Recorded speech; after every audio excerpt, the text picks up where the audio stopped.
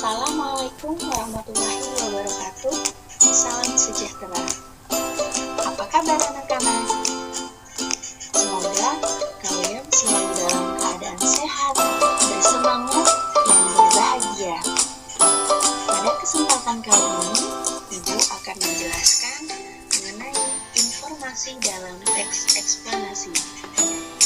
Jangan lupa, ketika kalian menyimak materi ini, selalu mencatat dan membuat peta konsep agar kalian dapat dengan mudah mengingatnya kembali.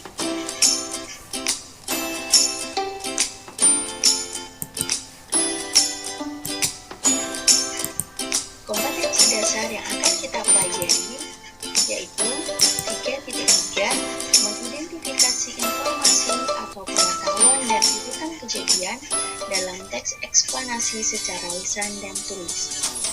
3.4 menganalisis struktur dan kebahasaan teks eksplanasi. 4.3 mengkonstruksi informasi, pengetahuan dan urutan kejadian dalam teks eksplanasi secara lisan dan tulis. Tujuan pembelajaran kita kali ini yang pertama, setelah mempelajari kegiatan pembelajaran ini, diharapkan kalian dapat mengidentifikasi informasi pengetahuan berupa gagasan umum dan fakta penting dalam teks eksplanasi lisan dan tulis dengan cermat, teliti, dan penuh tanggung jawab. Kedua, kalian dapat mengidentifikasi informasi urutan kejadian berupa proses dan sebab akibat dalam teks eksplanasi lisan dan tulis dengan cermat, teliti, dan penuh tanggung jawab. Yang ketiga, kalian mampu menentukan kaidah kebahasaan dalam teks eksplanasi dengan cermat, kritis, dan bertanggung jawab.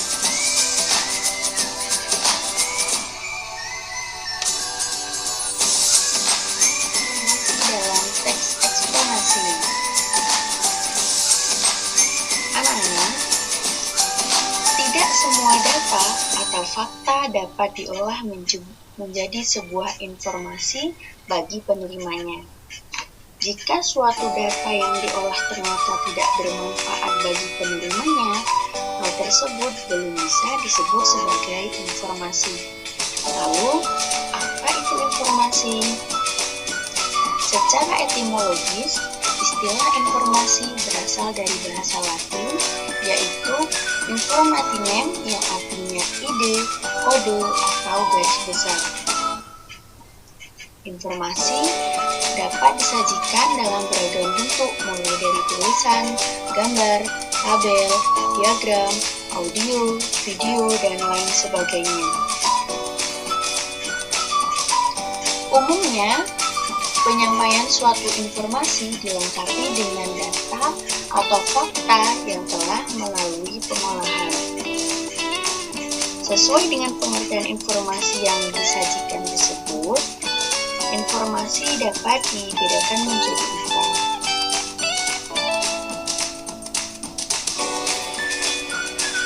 Jenis informasi yang pertama, informasi berdasarkan sifat.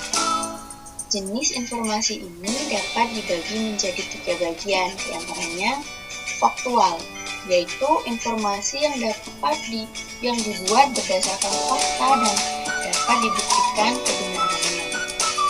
Yang kedua, opini atau konsep, yaitu informasi yang dibuat berdasarkan pendapat seseorang tentang sesuatu hal. Dan yang ketiga, jenis informasi deskripsi, yaitu informasi yang dibuat dalam bentuk penjelasan terperinci mengenai suatu hal.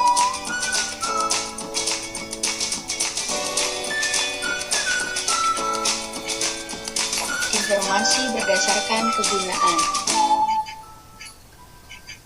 Jenis informasi berdasarkan kegunaan dapat dibagi menjadi 2 bagian, diantaranya informasi yang menambah pengetahuan, yaitu informasi yang isinya menambah pengetahuan baru bagi seseorang. Yang kedua, informasi yang berdasarkan penyajian, yaitu informasi yang disampaikan dalam beberapa bentuk, misalnya artikel, audio, gambar, video, dan lainnya.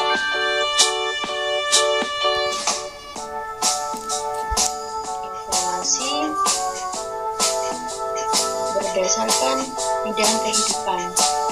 Ini adalah jenis informasi yang dibuat dalam beberapa kategori, seperti informasi kesehatan, informasi pendidikan, informasi bidang bisnis, olahraga, dan sebagainya. Dan yang terakhir yaitu informasi berdasarkan lokasi peristiwa. Ini adalah informasi yang dibuat berdasarkan lokasi suatu peristiwa itu terjadi. Jenis informasinya ada dua, yaitu informasi dalam negeri atau domestik dan informasi luar negeri. Tetapi jenis-jenis informasi yang ada dalam teks eksplanasi.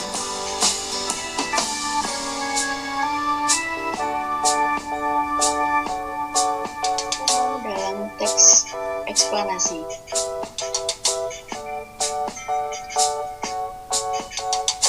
Paragraf eksplanasi dikembangkan berdasarkan gagasan utama atau ide pokok. Apa itu gagasan utama? Gagasan utama adalah jenis gagasan yang sering dijadikan sebagai dasar pengembangan suatu paragraf. Gagasan utama digunakan untuk mengendalikan pikiran penulis tentang topik yang ingin disampaikan. Jadi, jika penulis sudah memiliki gagasan utama, dia akan fokus terkait dengan topik yang akan dijelaskan.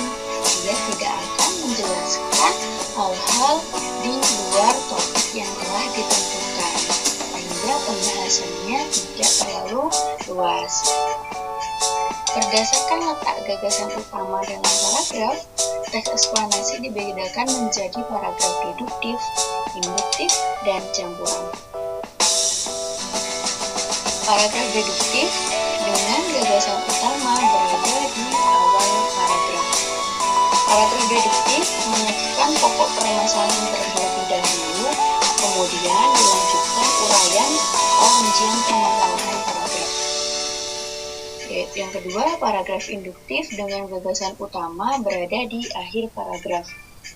Paragraf induktif menyajikan penjelasan terlebih dahulu, kemudian diakhiri dengan pokok permasalahan paragraf.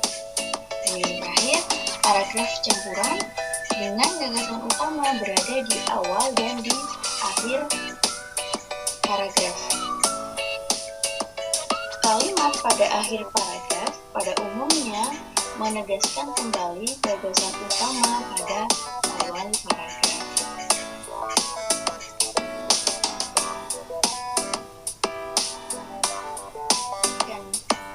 Berikut, apa gagasan utama teks berikut?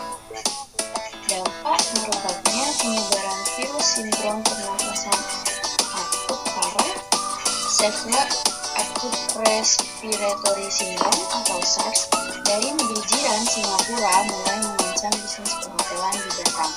Jumlah tamu baik dari luar negeri maupun dalam negeri merosot hingga tingkat hunian hotel di Batam berkurang hingga 10%.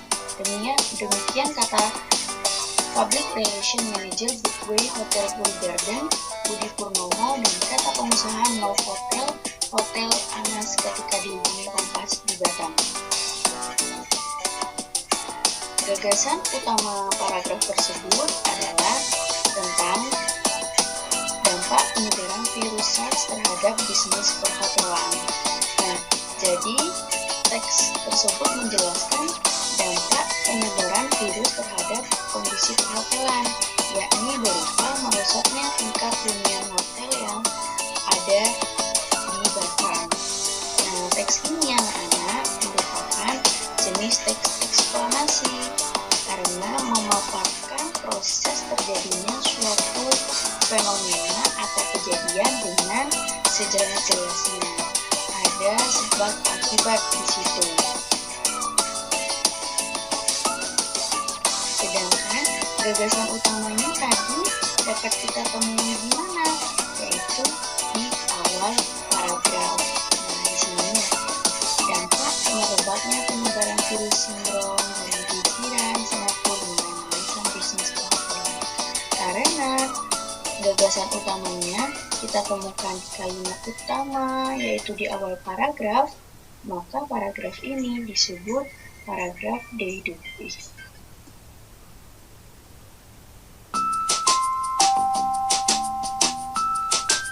Oke, selanjutnya menemukan fakta penting dalam teks eksplanasi.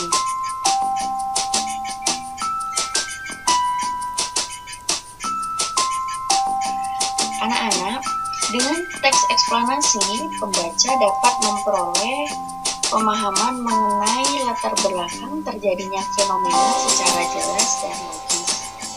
Teks eksplanasi menggunakan banyak fakta dan pernyataan-pernyataan yang memiliki hubungan sebab akibat atau kausalitas.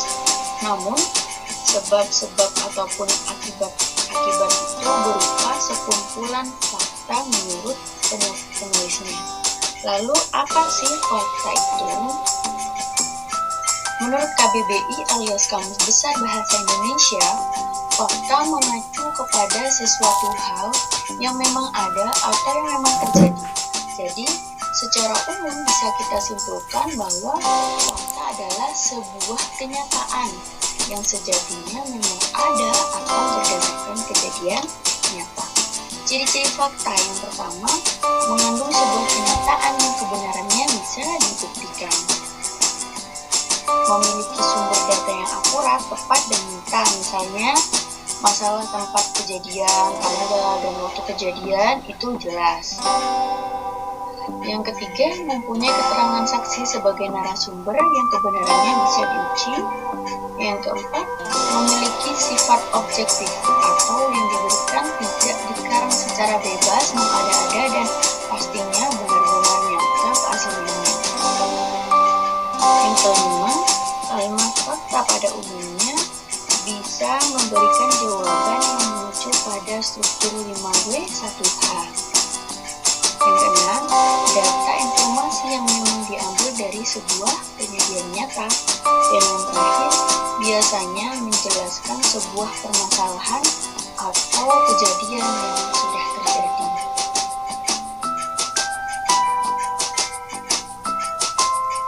Nah, dalam teks eksplanasi, penulis menggunakan banyak fakta yang fungsinya sebagai penyebab atau akibat terjadinya suatu peristiwa. Bahkan, dapat dikatakan bahwa teks eksplanasi hampir semuanya berupa fakta.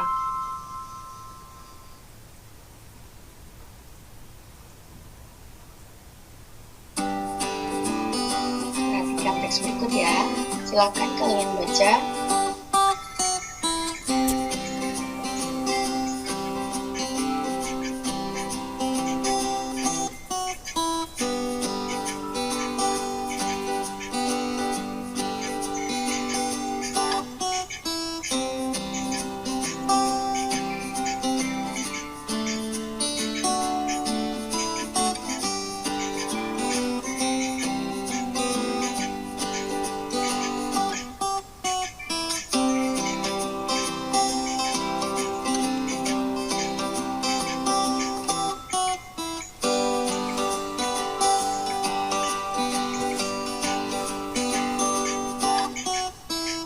Oke, dari teks ini merupakan eksplanasi yang di dalamnya hampir keseluruhan merupakan fakta. Oke, garis bawahi, ini adalah fakta-fakta yang terdapat di dalam teks eksplanasi.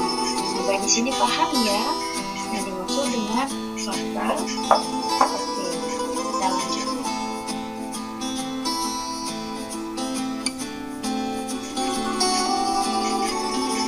Pola-pola pengembangan teks eksplanasi.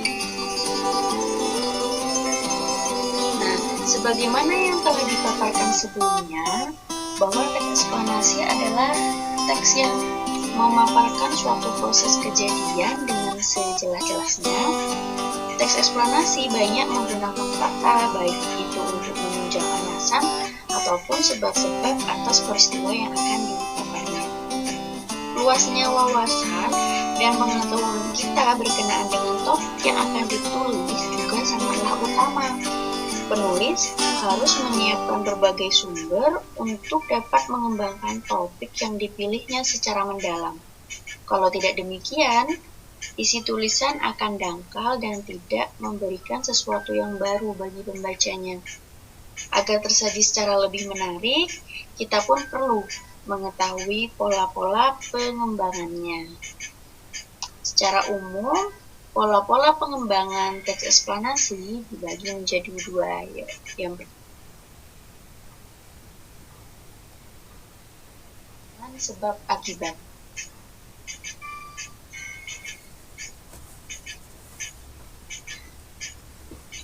Pengembangan teks eksplanasi dapat menggunakan pola sebab akibat. Dalam hal ini, sebab dapat bertindak sebagai gagasan umum, sedangkan akibat sebagai perincian pengembangannya.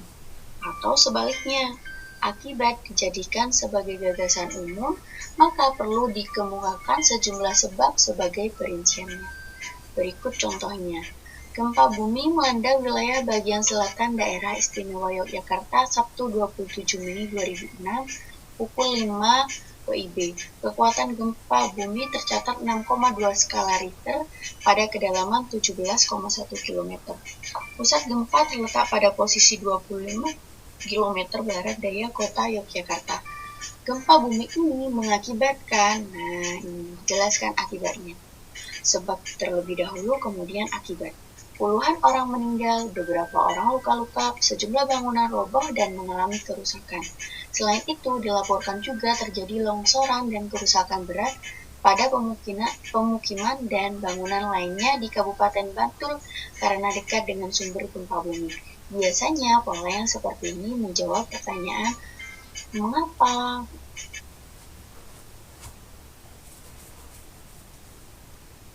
Kedua, yaitu pola pengembangan proses.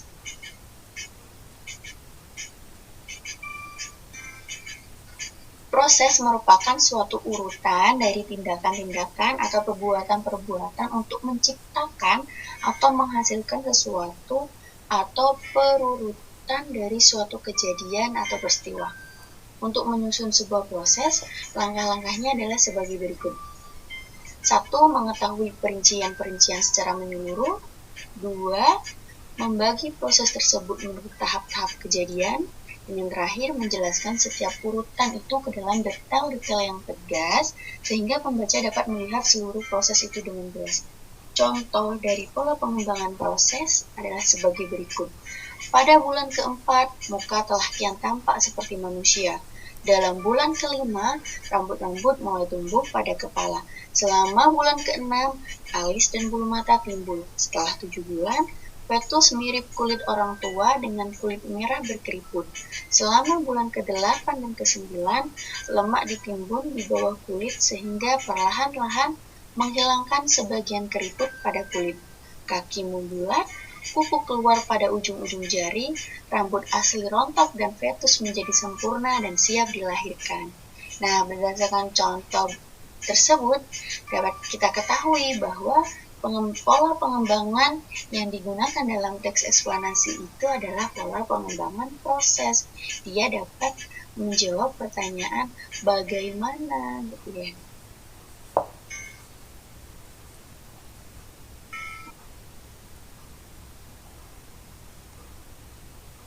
Dalam teks eksplanasi. Sekarang kita akan mempelajari kaidah kebahasaan teks eksplanasi.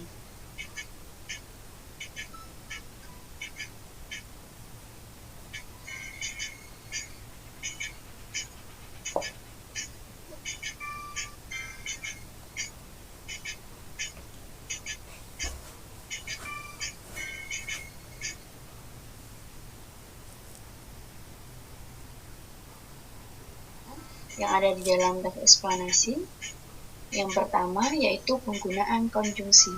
Pada teks eksplanasi biasanya menggunakan konjungsi kausalitas, yaitu antara lain sebab, karena, oleh sebab itu, oleh karena itu, sehingga.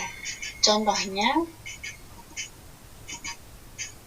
ada beberapa faktor yang paling mendasar yang menjadi penyebab terjadinya pengangguran. Pengangguran biasanya terjadi karena adanya kesenjangan antara pencari kerja dan kesempatan kerja. Jadi, di situ ada konjungsi kausalitas, yaitu karena. Yang kedua, konjungsi kronologis atau hubungan waktu, seperti kemudian, lalu, setelah itu, pada akhirnya. Teks eksplanasi yang berpola kronologis juga menggunakan banyak keterangan waktu pada kalimat-kalimatnya. Contoh, pada bulan keempat, muka telah kian tampak seperti manusia. Dalam bulan kelima, selama bulan keenam, setelah 7 bulan, selama bulan ke-8 dan ke-9. Nah, ini merupakan keterangan waktu yang di sana juga menggunakan konjungsi kronologis.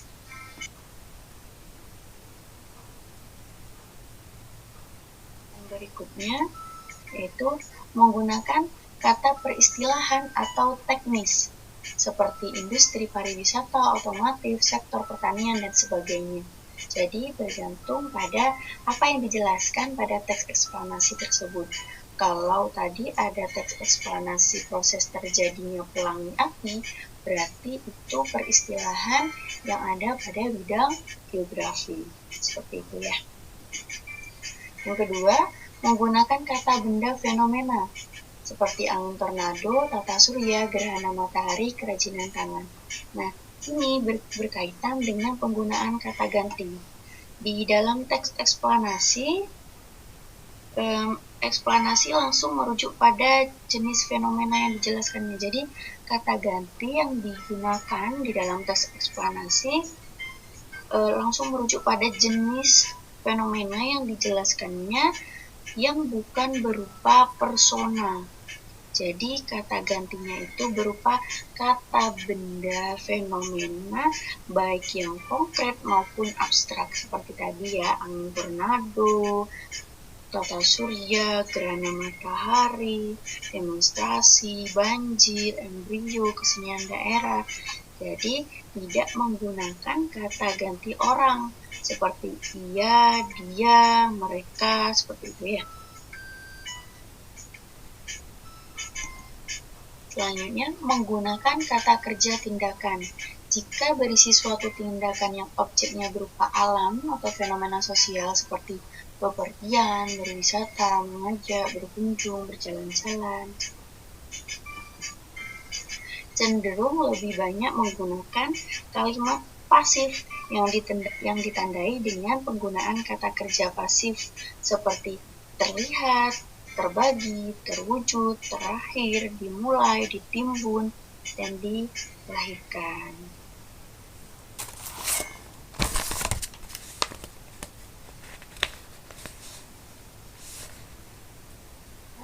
Dari Ibu terkait dengan apa itu gagasan utama, apa saja kalimat fakta, apa itu informasi dan bagaimana jenis informasi, serta kaidah kebahasaan teks eksplanasi. Sampai di sini penjelasan dari Ibu, semoga bermanfaat dan sampai jumpa pada pertemuan materi selanjutnya. Jangan lupa selalu jaga protokol kesehatan. Terima kasih. Wassalamualaikum warahmatullahi wabarakatuh.